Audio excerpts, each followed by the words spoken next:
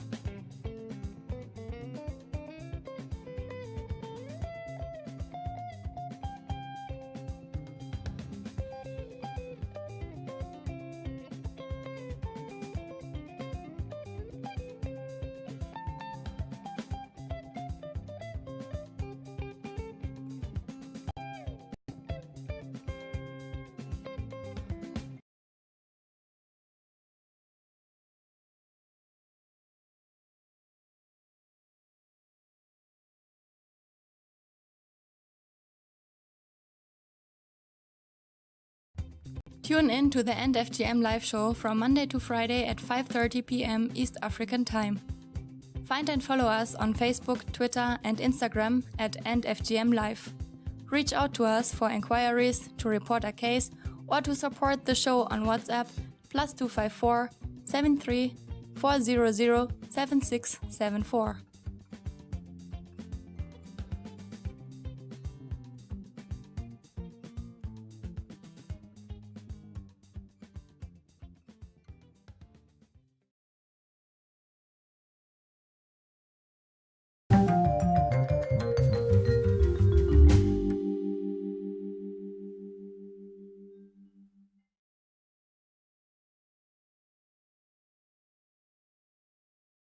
All right, welcome to the End FGM Live. My name is Jeremiah Painoi, and today we are in Taita Taveta, a county which many would know, well, they are bordering the Kajiado as well as almost the southern part of this country as well. County that is having different communities, and today our guest is Pastor Samuel Melita, who will be joining us on phone. Lots of internet connection issues, but we will be having him on phone. Just reminding you that the NFGM live show brings to you stakeholders that are working and speaking against FGM within different facets of this country, especially the 22 hotspot counties that have been identified or pinpointed here in Kenya. My name is Jeremiah Kipainoi, and this show is produced by Tony Mebia and Antonia Sophia, as well as Sunyanga Olengais. And today we will be talking to Pastor Melita, who will be talking to us about the issues he faces on the ground. He is a pastor, and he has had to deal with some of these issues as they are brought to him in the grassroots. So he will be joining us on phone in a few minutes. But before then, I'm just encouraging you to leave your comments wherever you are, and we will have this discussion further. So as we continue, please remember that you can use the hashtag #FGMLive, and we will be definitely having this conversation with more people. Please feel free to tag your friends, as well as just leave your comments wherever you are watching from. All right, we are live on Facebook, on Twitter, as well as on YouTube. So we'll just take a short break, add our guest, and when we come back, we'll be ready to have this conversation. Tune in to the End FGM live show from Monday to Friday at 5:30 p.m. East African Time. Find and follow us on Facebook, Twitter, and Instagram at End FGM Live. Reach out to us for inquiries, to report a case, or to support the show on WhatsApp +254 73 400 7674.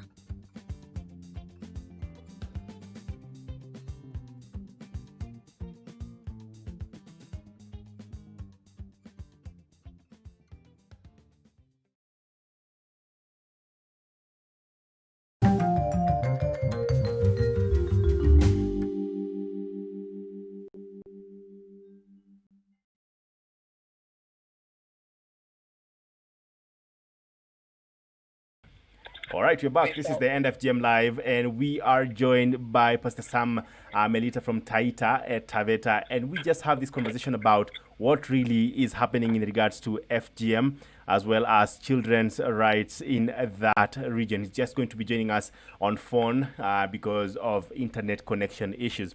And so on the screen now, as you can see, we are able to have a conversation with Pastor Melita, and I'll just quickly introduce yourself, Pastor. Who are you basically, and where are you talking to us from? Yeah, my name is Samuel Melita. All right. I'm from Taita Taveta County. All right. I'm at Taveta Sub-County. All right. All right. A place called Orkungu. Orkungu. Orkungu, Jipe Masaini. All right. Yes. All right. And at Taita Taveta, there have been it's one of the 22 FGM hotspot counties in Kenya, and I was wondering, how is the situation there? You are a pastor, and you of course have ended up dealing with FGM and children issues in general. How is the situation like in that regard in Taita Taveta? Yeah, I think the situation is a bit hot. All right. especially right now due to this COVID-19 Okay. coronavirus. Yeah. Since the children are at home, Yeah. yeah, we have been seeing a lot of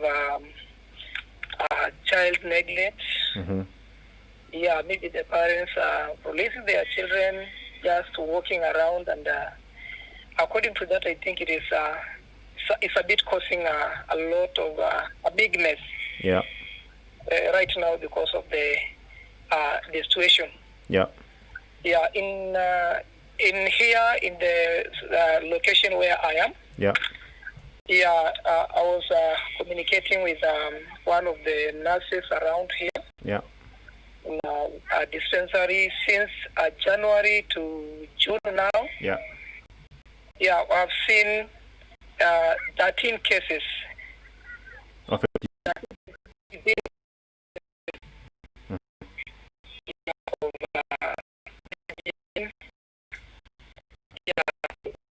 But we're trying to talk and counseling, talking to the parents, but still discovering is very.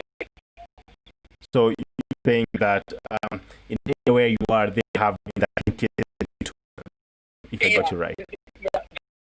within 3 months.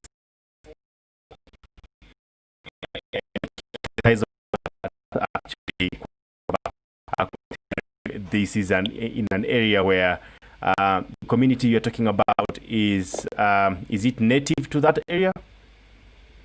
Yes, they are native here. All right, all right. Thank you. Yeah. Thank you very much for that. I just like you to paint for us a picture of how does it look like being in the End FGM campaign in Taita Taveta? Who is on the ground? Who is working on the ground? Pardon? I just wanted you to paint for us a picture of who basically is working on the ground. Are there NGOs? Are there CBOs? Is the government working against FGM in that county? Yeah, they are there. All right. Yes. How is it working with the government? If you would say maybe are there any interventions that you've seen that the government is taking?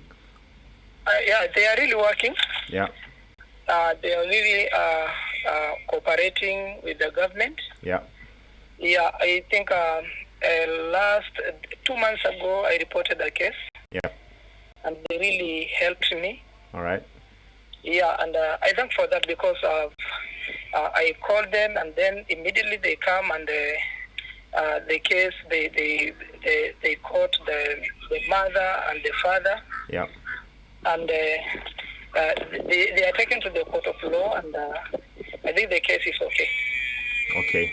Okay, that's very important because we understand that you have been in this campaign basically talking about children and just trying to protect them from child marriages as well as FGM. There are also issues of child pregnancy in Taita Taveta. I don't know how prevalent that is when you look at it, but would you paint for me a picture? What are the child marriages? There's traditional beliefs and matters. All right. Yeah, because especially in this community, Ma community, which are Maasai, all right, they usually marry at a very early age, 13. all right, And that's the big problem I have here, I'm facing. all right, Yeah, because like right now, during March, the month of March to June now, yeah, I have 2 cases. yeah, of child marriages. Of child marriages. One was yesterday. Yesterday, okay. Yes, I went there and talked to them and disagree with them with the customary they are doing. Yeah. I find them. It was a form 2 girl.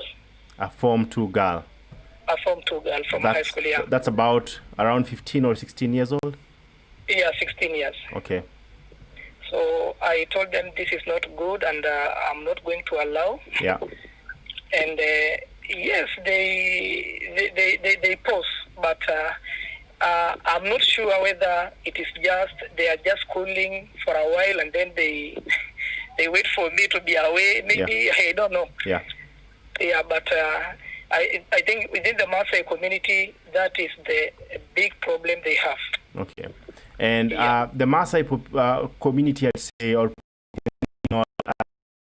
in Taita Taveta, how much area do you cover in Taita? I'm covering a location. Yeah. Yeah, which is consisted of 5 tribes. Okay. Yeah. And is it a problem that only affects one community? No. All right. No, because I have the Kambas here, and that community, they usually practice a lot of child abuse. All right. Yeah, even during this time of coronavirus, they find some of them, the children are going to charcoal burning, which is very, very, very bad. Okay, lots of charcoal burning, basically child labor. Child labor, yeah. Also looking at the Maasai community in that regard, we also know that most of the children are now, at home and not in school. And that predisposes them to all day looking after animals as well. Yeah, that's what they are doing right now. Okay. Yes, so you find all the boys from early in the morning to the evening at 6. Yeah. That's the time they come back at home, and they are very young, so they're looking a herd of cattle. Yeah. And that. Yeah. Just painting a picture to someone who hasn't experienced how life is in the ground or on the ground. What would you say would be the situation in regards to girls going back to school? Do you think all the girls will be able to go back to school after this pandemic? Yeah. Do you think all children will be able to go back to school after this pandemic? Or No, I don't think. All right. I don't think according to the situation right now. Yeah. Yeah, it is very hard because of. I think also the area itself. All right. The environment matters a lot. Yeah. Yeah, because of the parents have been knowing that the children are at school for a long time. Then right now the children are at home for 3 months. Yeah. So it's like the children have become a burden to them. Yeah. Yeah, so, and others, like the one of yesterday, the girl is not pregnant. Yeah. But the parent is saying that my girl is now big. Yeah. So she can go and file for his own boma. So they want to marry the girl off because they believe that the girl is now old enough? Yes. All right. Yeah. All right. Staggering one. We'll take a short break and come back. Today we are joined by Pastor Samuel Melita from Orkungu Baptist in Taita Taveta. And we're just talking about how it is like at this time of COVID-19 in regards to ending FGM in that county. Short break. We'll come back and we will continue with our conversation.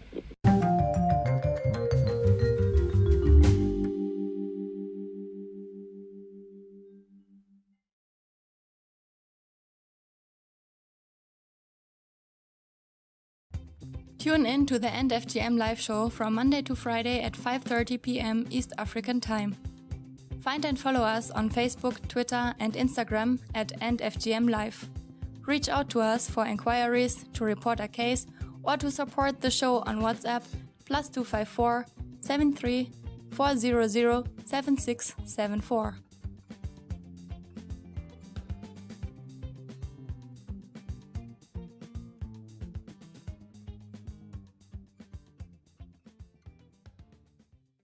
All right, we're back. This is the End FGM Live, and we are in Taita Taveta today. And I'm speaking to Pastor Samuel Melita. And just straight to you, Pastor, as you join us. For those who are joining us right now, Pastor Melita is joining us all the way from Taita Taveta, and he's joining us on phone because of internet connectivity issues. And so, Karibu Sana are back again, Pastor Melita, talking about COVID-19. what's the situation like? How many, or do you have any statistics or any information about how many people who have been confirmed, and how is that affecting the communities there? Yeah, to this place, COVID-19, they have taken it as like just as a hearsay.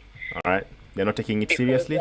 Yes. We don't have any neighbor or a person we know, especially, all right, that we can say that is affected by the COVID. But we have that case of the border. We are living around the border. The Kenya-Tanzania border? Kenya-Tanzania border through Taveta. All right. Yeah, so that's where it's like a hotspot. The drivers from outside the country. All right. Yeah, we are hearing that some are there in a quarantine. All right. Yeah. Speaking about that, we know that this pandemic has affected different types of businesses as well as institutions like schools. I was just wondering, how has it really affected how children are adapting to it right now, and families? How has it affected the community generally? Yeah, it has affected the community a lot. Since now in our within the locality, all right, when they heard about the COVID, some of them the fear, they have instilled the fear in them. Yeah, they are not even able to walk outside and go to look for food. All right. So you find them just saying that even the business, our main business here is selling cows. Mm-hmm. Cows, yeah. Yeah.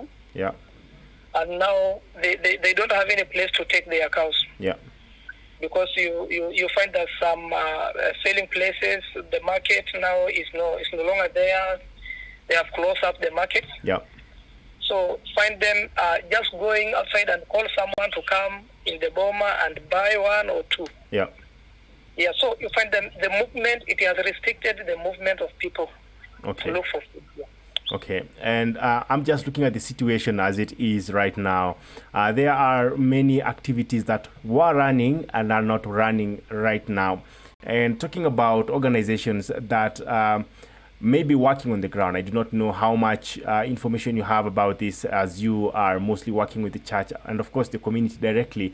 But are there any organizations that have provided any sort of help in regards to just engaging the communities before, or supporting the communities even during this time of COVID-19? Yes. All right.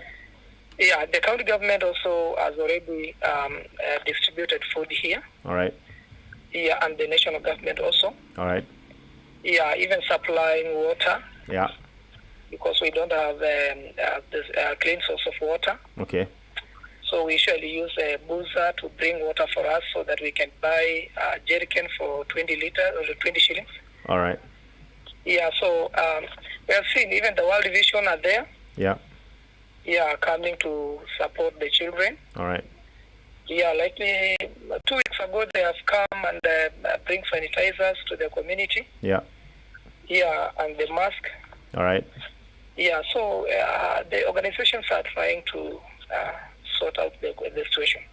Okay. Okay, because that's very important when you speak about organizations that are actually on the ground at this time, as we know that sometimes the community might not get the helps or the help that it might need, especially these pastoralist communities that are sometimes torn apart by droughts, as well as just the normal movement, and that really affects their lives.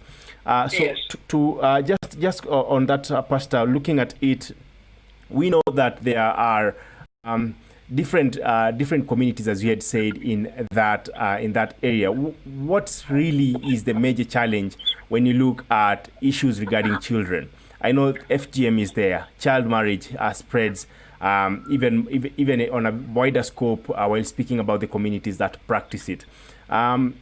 Which is really the biggest challenge that is affecting the children right now? Right now, the children is child marriage. All right. Yeah, that's the biggest problem they are facing, because all the communities are practicing, and there's that early marriages they are practicing here. All right. And are there any interventions that have been taken in that regard? Yeah, for now, it's like there's no any attention that has been drawn. All right. Yeah, it's like the school, the parents are waiting for the school to be reopened. Okay. I think that's when we are going to face the consequences and see how many children have not attended or come back to school. Yeah. I think by that time, that's when the local leaders will realize that there's a very big mess. Okay. Yeah. Okay. Very good. We know that different factors predispose these communities to practicing what they do. Some of them say it's cultural, but when you look deeply, most of them would end up talking about poverty. Some of them will just talk about needs. Which are the biggest contributing factors for your community and the people that you basically minister to? Which is the biggest contributing factor to things like FG? Things like FGM? Yes. Yeah, I think it's just the tradition. All right. Yeah, they have that belief of that for you to be married or for you to be an adult and accepted to the community, yeah, you must be circumcised. All right. Yeah. All right. That's difficult. While saying you're going to approach this community at this time, while speaking still about that, to you have dealt with real cases. You have talked to parents and children as well. You've worked with law enforcers as well. Which would be the biggest contributor or the best solution to ending FGM in your area? Yeah, I think right now I was thinking of because it is a ritual. All right. We need to maybe allow them to make a ceremony. Yeah. Yeah, there's that kind. Instead of mutilating or just cutting of the body. Yeah. No, we need to just tell them to celebrate, but there is no that kind of cutting. Yeah. I think for right now I have 4 girls. Mm-hmm. That's what we have done. Yeah. We just organized for a ceremony. Yeah. We changed their clothing, and there's that kind of clothes they should wear. Yeah. The black one. Yeah. We say that tomorrow we are going to celebrate on these girls because they are going to another stage. Yeah. That's what we did, and it has worked well. Yeah. And now I have the 4 girls. Yeah. We usually work with them and educate others and bring friends to me. Yeah. Yeah, and I thank God because they have already accepted. Yeah.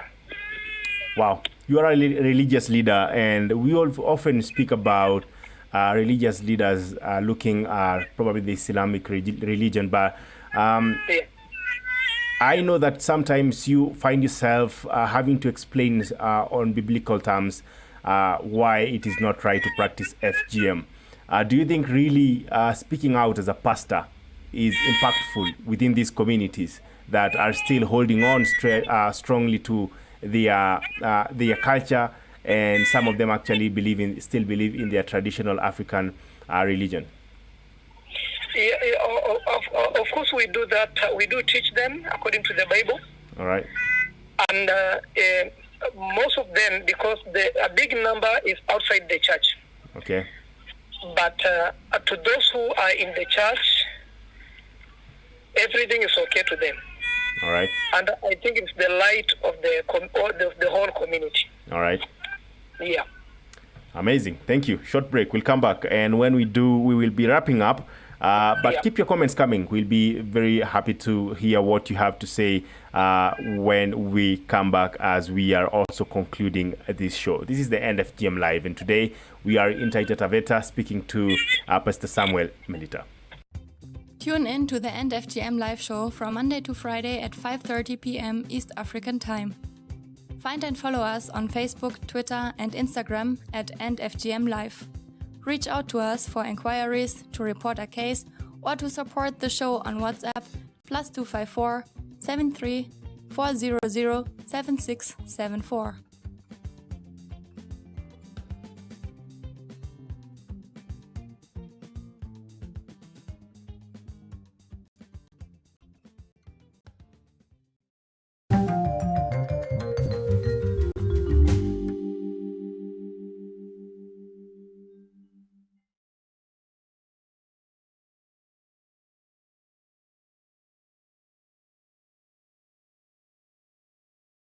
All right, you're back. This is the End FGM Live, and today we are in Taita Taveta with Pastor Samuel Melita, and we are talking about what the FGM situation is in that county. To be honest, it's very difficult to actually get people who are working against FGM in this county, yes, according to our experience. So with different communities, there needs to be more concerted efforts in that regard. But still on that, I'm just going to bring back Pastor Melita on the screen. He's joining us on phone from Taita Taveta. And to you, Pastor, I'm just going to ask a question. What would be that one thing that you would say if you had all resources and all political goodwill, community access? What is that one thing that you would do to end FGM in Taita Taveta? Pardon, Pastor? Can you hear me? Hello? Can you hear me? Yes, I'm hearing you now. If you had all resources, if you had all the political goodwill and access to the community, what is that one thing that you would say if people did, or what is that one thing that you would say you would do to end FGM in Taita? In Taita Taveta, I think the best thing is right now the situation is not as easy like that because of the pandemic. All right. But post-pandemic, I think when the children went back to school, all right, I think everything, because like here in Taita Taveta, most of the schools are boarding schools for all right. girls. All right. Yeah, and others for boys. But the situation, when the girls are at school, I think they are in a safer place than at home. All right. Yeah, because the situation now is a bit confusing. So it's very hard for us to say that we can contain right now because of the distancing, and we cannot even sit together and discuss some important issues at this time. Yeah. Yeah, and I think that's the biggest problem now we have, because many of the youth, you met them on the way, just walking. All right. Girls and boys just moving together, but there's no time for them to sit together with us, and we discuss some issues so that we can see how things can be solved. Okay. So for you, if you had all resources, what is that one thing that you would say? I forget the pandemic at this time. What is the best way to approach ending FGM in that region? Yeah, I think it's only mobilization I can mobilize. All right. Yeah, I mobilize them, the whole community, and I select the team that I have. All right. And to make sure that they can even stand in front of them and tell the best of them being not circumcised or being married early. Okay. Yeah, as I told you there before that I have 4 girls. Yeah. Right now, the biggest one is 18 years, who is at Form 4. Yeah. Yeah, and now it's like she will be a star to this place that can walk around the world or even the location to educate the others. Okay. Yeah, I usually use them, and they have already have their T-shirts. Yeah. Yeah, it's just written ending FGM. All right. Yeah. All right. Thank you very much for that. Elizabeth Pratt says, has the pastors' community been accepting of an alternate ceremony for girls instead of FGM? Are the girls who go through the ceremony then accepted by their community? As you bring this to a close, Pastor, just a question that's being asked from Facebook. Has the community been accepting an alternative ceremony for the girls instead of FGM? And are the girls who go through the ceremony then accepted by the... Yeah, I think, yes, it is accepted because, right now, because the community has already know what the law says about circumcision or FGM. Yeah. Now they are the parent of the girl. Yeah. For me to make him part and parcel of the community or her, Yeah. I have to sit and talk to her, Yeah. the mother. Yeah. We agree that tomorrow, just announce to the community that my child, I have a ceremony that my child is now coming to another level. Yeah. You take that child inside the house. Yeah. Spend a week there. Yeah. Just eating and doing some inside, being indoor. Yeah. Now, for that 1 week, now the girl can come outside just normal. All right. And now from there, the whole community, because they have come and eat the food, Yeah. now they agree and accepted that the girl is now okay. Okay, there's one that I'd like to ask before we bring this to a close, Pastor, and that would be, you spoke about most of the schools actually being, for girls being boarding schools, and this is a conversation that we've had in the past, that schools are safer than homes. First of all, is that the situation? Before I ask the question. Yeah, I think the schools are more safer than at home. And so I believe that homes actually should be the safest place where children should be in the long run. What should be done to make sure that children are safe with their parents, with their relatives, with those who are close to them? Yeah, I think to me, according to the environment, Yeah.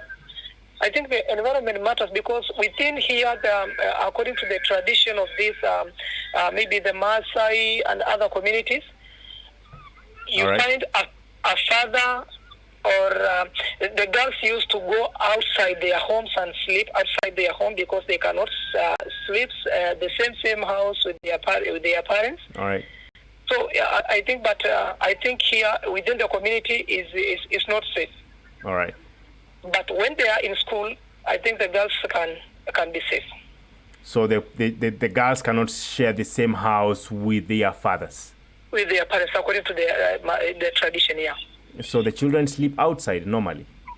Yeah, they have to maybe went to the grandparent All right. house, and there, within the grandparent house, anybody can access that house, yeah. Okay. Yeah. All right. And just to paint a picture of how this will actually be among the Maasai setup is, you hardly have one house accommodating the entire family because it's a very communal setup. So thank you very much for that. I just want to bring this to a close right now, Pastor. But before we do so, I just have a quick question to you. If people want to reach out to you and learn more about Taita Taveta in regards to ending FGM, how would they do so? They can call me. All right. Yeah, through my number. All right. Which is 0712. All right. 027. All right. 383. All right. Is there any alternate way where they could reach out to you if they are reaching out from outside the country? Maybe an email or social media platform? Yeah, maybe WhatsApp. All right. Yeah, through that number that I've given there. All right, +254, then the number he's given out there. Thank you very much. This is at the end of FGM Live. I just want to bring this to a close, just asking questions regarding FGM. Thank you very much for joining us today, Pastor, and giving us so much knowledge in regards to what is happening, at least in your region, and how you are dealing with your with the community that is basically looking up to you in regards to giving guidance in the region you live in, Taita Taveta. We'll be back again with the end of FGM Live in Embu, and we will be wrapping up the 22 hotspot counties thereafter. Please remember to tweet, comment, and leave any questions that you have, and we always try to our best to answer them live and off air as well. My name is Jeremiah Kipaino. This show has been produced by Tony Mwebia and Antonia Sophia, as well as Sonia Ngolengais. As we bring this to a close, just remember to keep yourself and your family safe at this time of COVID-19. Till tomorrow, stay safe. And when we come back, we will be still talking about FGM and how it's affecting children's lives and maybe best ways to end it in the specific regions we are working in. See you tomorrow. Thank you. Tune in to the End FGM live show from Monday to Friday at 5:30 p.m. East African Time. Find and follow us on Facebook, Twitter, and Instagram at End FGM Live. Reach out to us for inquiries, to report a case, or to support the show on WhatsApp +254 73 400 7674.